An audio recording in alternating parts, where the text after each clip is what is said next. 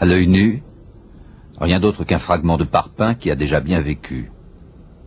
Un morceau de béton comme on peut en trouver sur n'importe quel chantier, fait de gravier, de sable, de ciment et d'eau.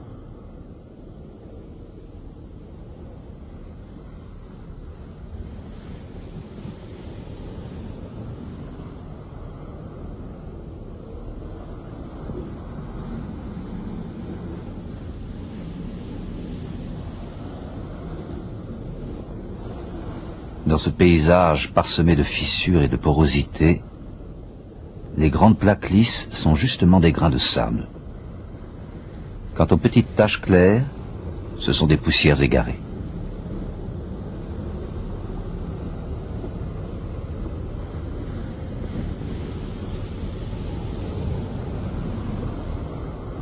Plus loin, on découvre un décor tourmenté qui s'est formé quand les particules d'oxyde de calcium qui forment le ciment se sont agglomérées, soudées, les unes aux autres, sous l'action de l'eau.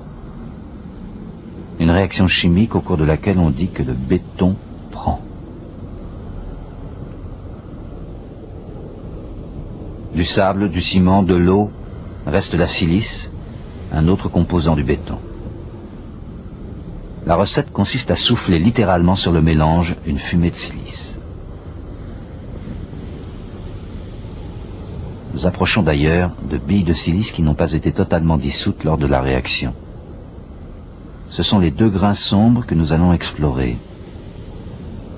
Ils entourent une zone plus claire et fibreuse faite de ciment.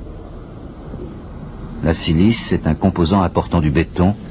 Elle limite une réaction parasite à la prise qui donnerait de la chaux au lieu du béton.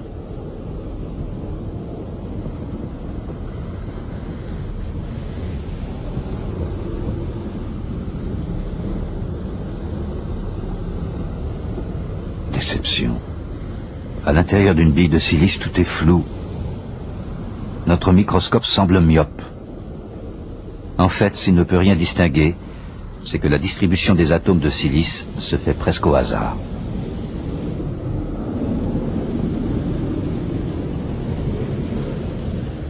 Au contraire d'un cristal qui a ses atomes rangés selon des directions précises, ici, c'est la pagaille dans la microstructure.